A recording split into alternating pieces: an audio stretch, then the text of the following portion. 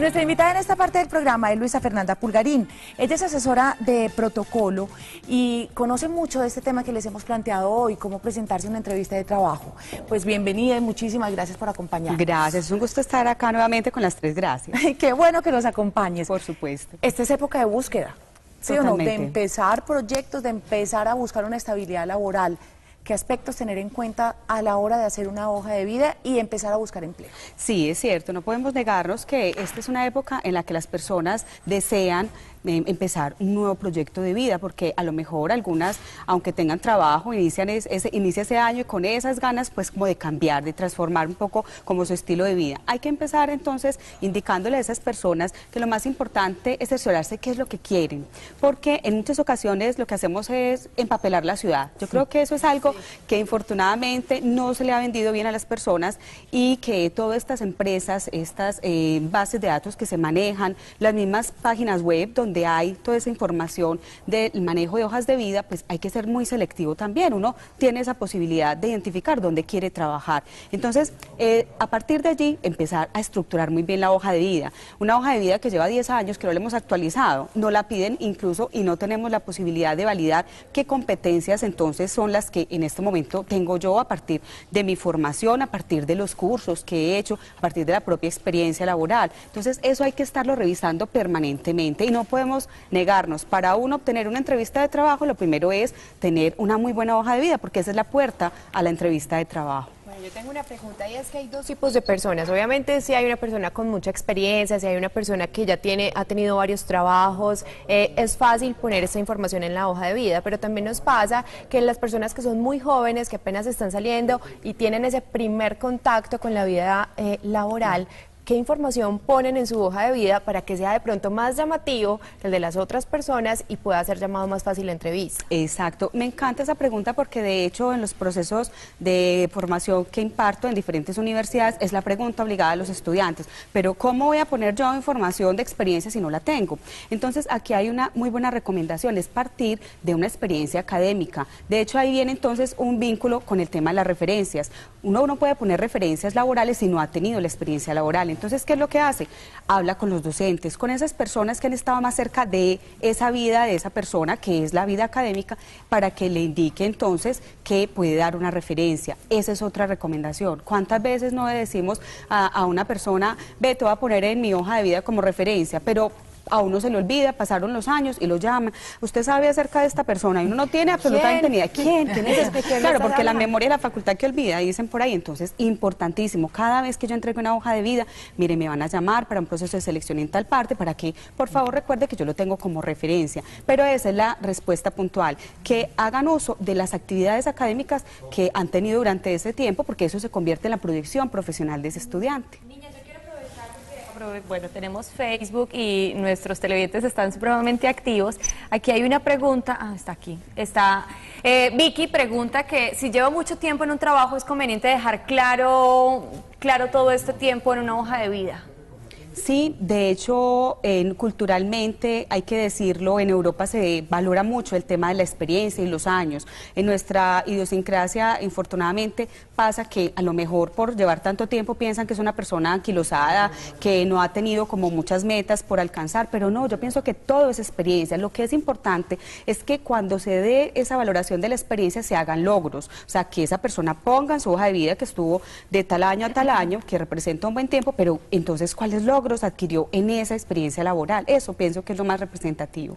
Bueno, ahora hay distintas clases de hoja de vida y uno puede encontrar de las que vienen ya establecidas, que son las hojas de vida, las formas Minerva, sí, ¿cierto? Que ya nos vas a contar para qué tipo de empleos son como las ideales, y hay otras que ya se han venido incluso como que evolucionando mucho, entonces ya le ponen a uno para un trabajo, digamos, de arquitecto, y canto muy bien, y tengo un don de contar historias, y uno dice que tiene que ver una cosa con la otra. Okay. Entonces, estas diferencias de hoja de vida dependiendo de la orientación o del trabajo que se esté buscando. Sí, indefectiblemente hay que darle un poco como de estatus también a la presentación de una hoja de vida, eso lo da el formato.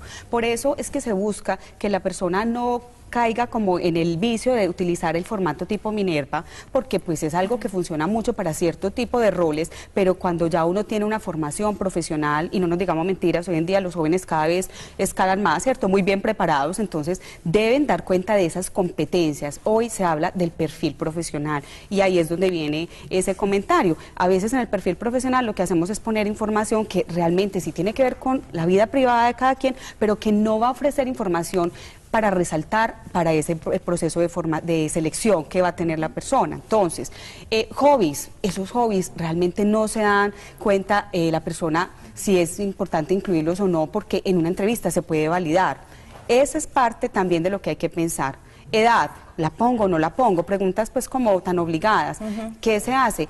Dejemos que hagan la cuenta, uno pone el año y ya, ¿cierto? Que la empresa haga la cuenta, porque a veces se discrimina mucho por ese aspecto, que si es casada, si no es casada, entonces hay información no es la fotografía. Frente a eso pues realmente hay una polémica, he hablado con muchas personas que trabajan en selección, me dicen la fotografía es importante, porque es la manera como identificamos visualmente a esa persona. Entonces realmente yo pienso que ahí tenemos que pensar es a qué aspiramos, cuál es mi formación y qué competencias tengo para que ese perfil corresponda a un perfil profesional, pero también a unas competencias que yo voy logrando. Tengo que ser la vendedora y diferenciadora. Ahí, en ese parrafito, es donde tenemos que mostrar precisamente eso. Ay, bueno, aquí yo tengo dos preguntas aprovechando Facebook y también tenemos llamada, entonces vamos a hacer ambas.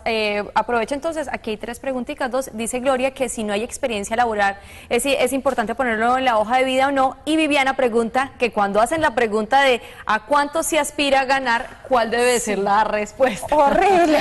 Sí.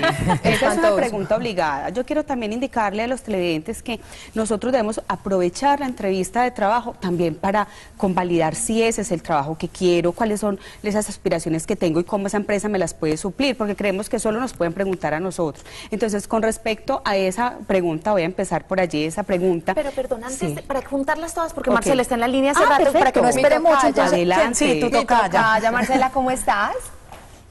Marcela. Marcela, hola.